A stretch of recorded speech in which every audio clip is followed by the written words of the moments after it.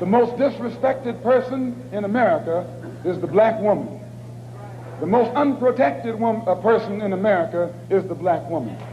The most neglected person in America is the black woman. At some point, black women's lives have to matter as equal in America.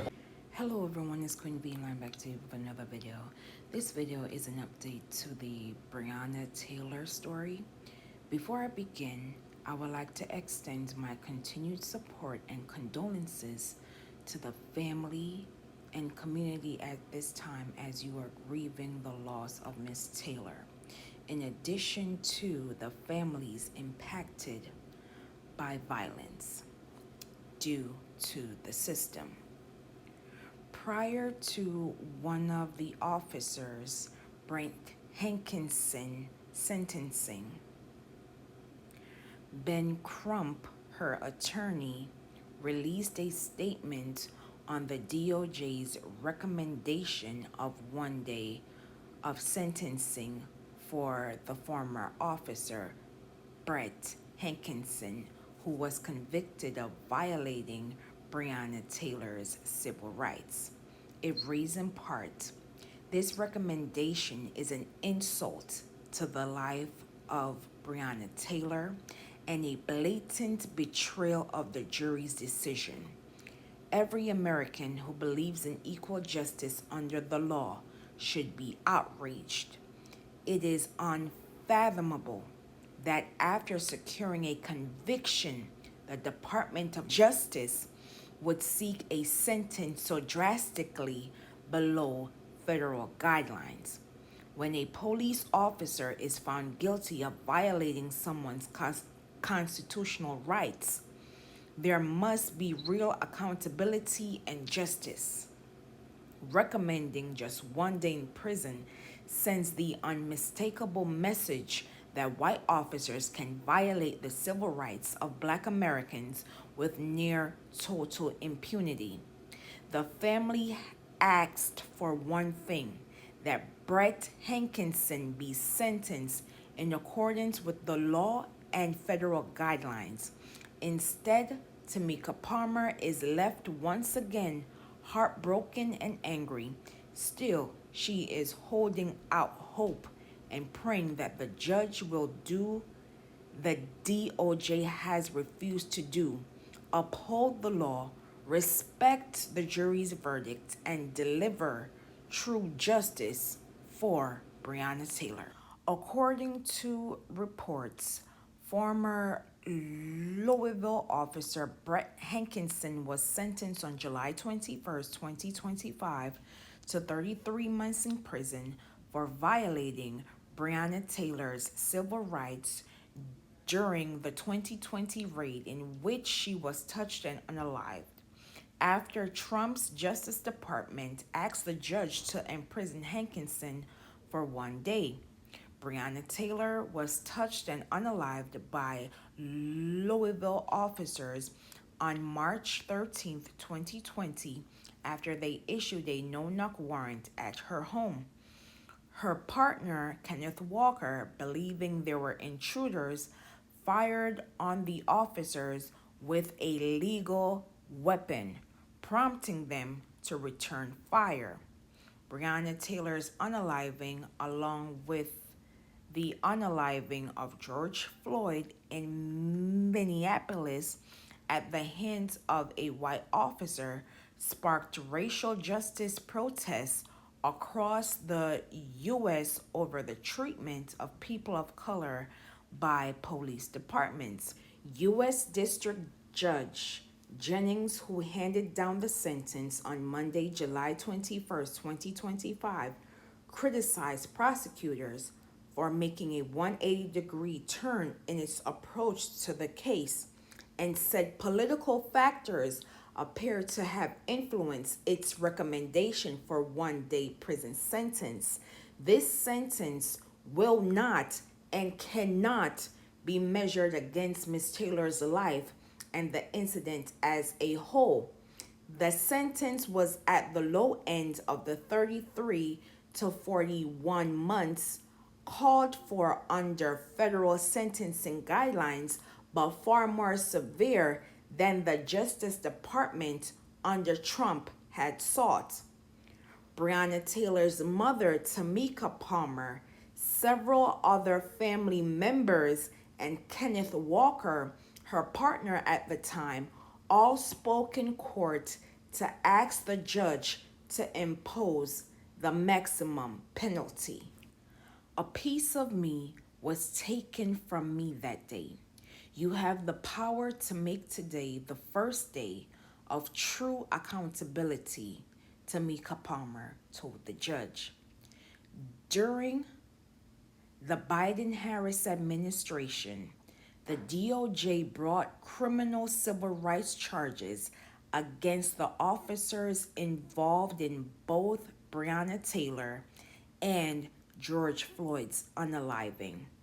Brett Hankinson was convicted by a federal jury back in November of last year of one count of violating Breonna Taylor's civil rights after the first attempt to prosecute him ended with a mistrial. He was separately acquitted on state charges in 2022.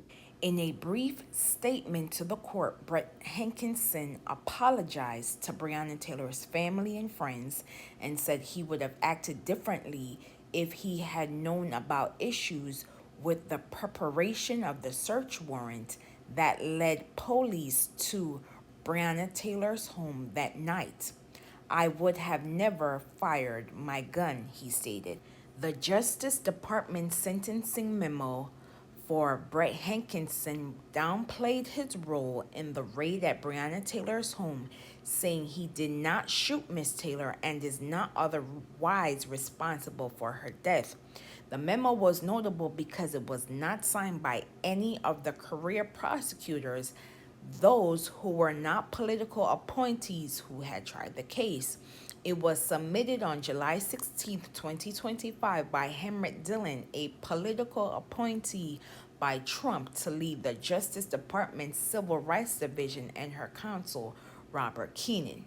Keenan previously worked as a federal prosecutor in Los Angeles, where he argued that a local deputy sheriff convicted of civil rights violation, Trevor Kirk, should have his conviction on the felony count struck and should not serve prison time. The department's sentencing recommendation in the Hankinson case marks the latest effort by the Trump administration to put the brakes on the department's police accountability work. Earlier this year, Dillon nixed plans to enter into a court-approved settlement with the Louisville Police Department and rescinded the Civil Rights Division's prior findings of widespread civil rights and abuses against people of color. Attorneys for Breonna Taylor, as previously stated, that the recommendation for Hankinson was an insult and urged the judge to deliver true justice for her. Now you will watch this interview with Breonna Taylor's mother, Tamika Palmer, and her attorney, Ben Crump, and I will be back with my commentary. Brett Hankinson faces in connection to the death of Breonna Taylor. It's also almost 1,000 days longer than the one day that the federal prosecutors wanted. They argued he should only have a day in prison after a jury found him guilty of violating Taylor's civil rights. Remember, it's been over 5 years since Breonna Taylor was killed inside of her own home after police obtained a no-knock drug warrant to enter her apartment. Now, no drugs or cash were ever found. But the officers who fatally shot Breonna were never even charged. But this officer, who blindly fired 10 shots from outside of her apartment, he was. The prosecutors successfully argued that Hankinson used excessive force. But that conviction was secured under the Biden administration's DOJ. So was a consent decree with Louisville to reform their police department. Now, this new administration is doing away with those consent decrees. And last week, the administration that now has DOJ said in a memo that it wasn't the force, but the prosecution that was excessive. They argued Hankinson should only serve 1 day in prison, that he was susceptible to abuse in prison, and 2 other trials ended without a conviction. And hadn't he suffered enough? Federal Judge Rebecca Grady Jennings, well, she rejected that request, saying the DOJ was treating Hankinson's actions as, quote, an inconsequential crime, and adding the sentencing memo was incongruous, and inappropriate. With me now, the mother of Breonna Taylor, Tamika Palmer, and the family's attorney, Benjamin Crump. Thank you both for being here. Tamika, it has been more than 5 years since we lost Breonna. I know your family and you have been processing what has happened overall, let alone the sentencing. The federal prosecutors, though, they asked for him to get 1 day. The judge gave him 33 months. Was this justice in your eyes? It wasn't justice, but I got essentially what I started out for, which was jail time. So it's a start. When you heard the prosecution say 1 day, what went through your mind? I couldn't understand why he was there. I from the moment it started, I felt as if he should have been sitting next to Brett Hankinson. The prosecutor, you mean? The whole Yes, absolutely. Is that what you meant? Because there was a He moment was you there. said, I'm sorry, Tamika, there was a moment you said something like outside the courthouse, there was no prosecution for us. Is that what you meant? You didn't have an advocate? Absolutely. That's exactly what I meant. He advocated for Brett the whole time. Like, there was no advocacy for the family, for any of the victims. It was him literally there to make sure Brett got the least amount of time as possible. Did the prosecution ever speak with you or meet with you leading up to today's sentencing? No, he didn't know who I was when he even came over to address us. Really? No, I've never spoke with him. He, like I said, he came over to speak with us. He didn't know who I was. You know, Ben, I cannot get this out of my head because I have never heard of the government spending years on a case, going through not 1, but 2 federal trials, because the first one ended in a mistrial, then the government securing a conviction, and then asking for 1 day after the jury rendered their verdict. I mean, you were in that courtroom for hours today. Walk me through your reaction. So, Lark, this new prosecutor was brought in with this new administration, and the prosecutors that had worked on this case under the direction of Civil Rights Division Chair Christian Clark, I guess was told that he was not going to be the person on the sentencing, and that they were no longer going to be seeking jail time.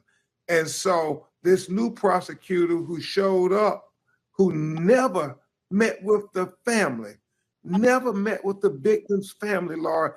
First day in court, he meets them and then stands up before the judge and argues on behalf of the police officer, Brett Hankinson. It's like the Palmer said, she had nobody there arguing for Breonna Taylor.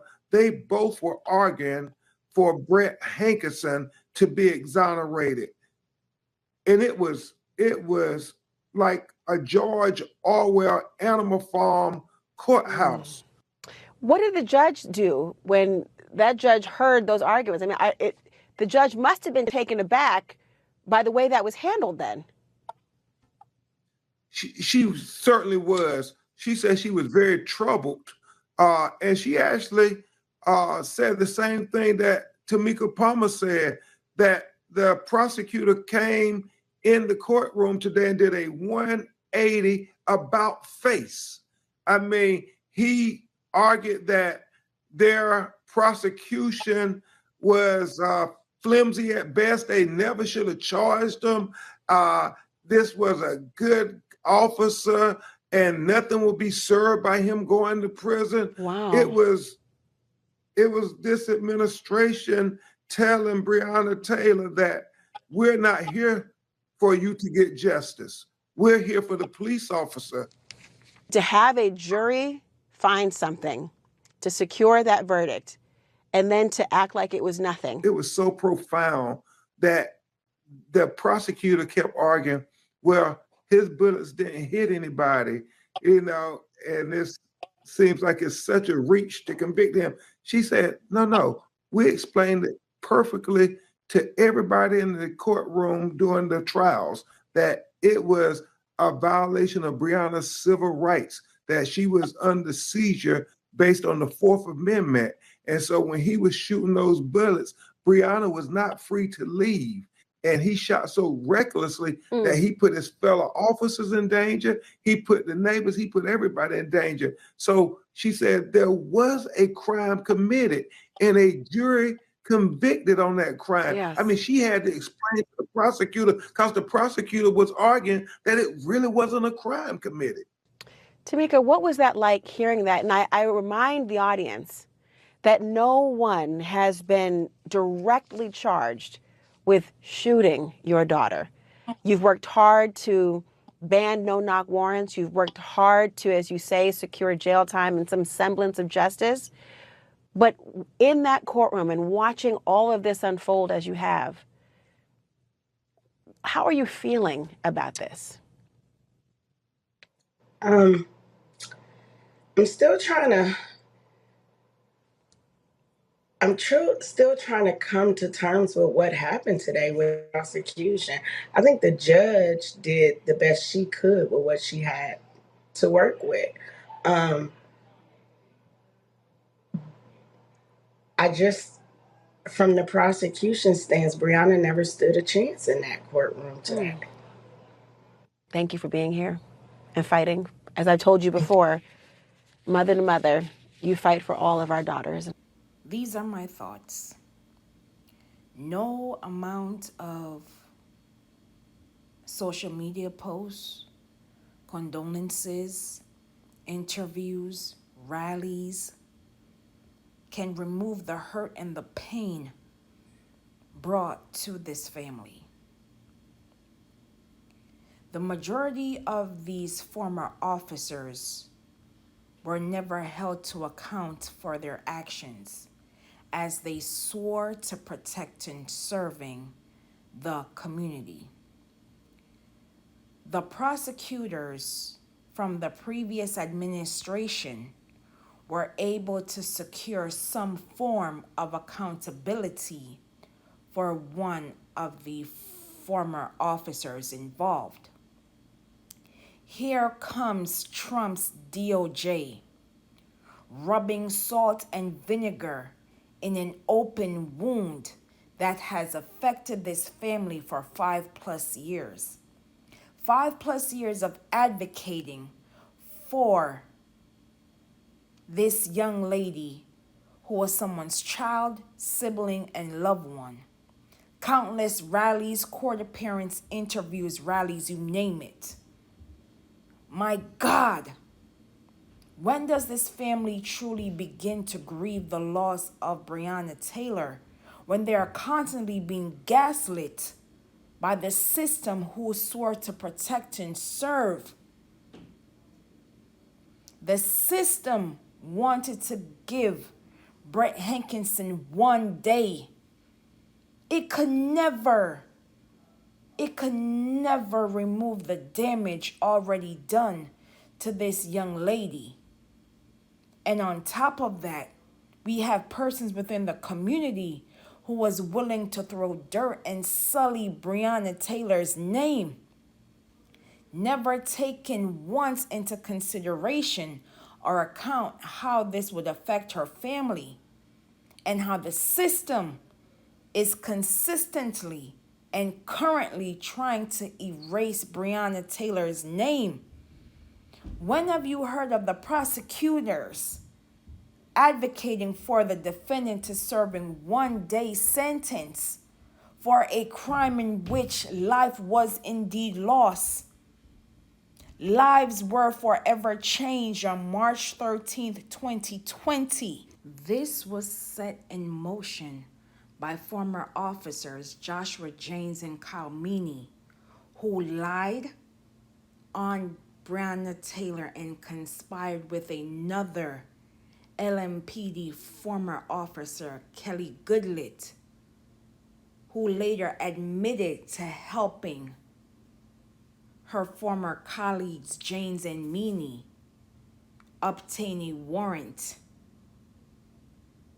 to Breonna Taylor's home despite knowing they lacked probable cause.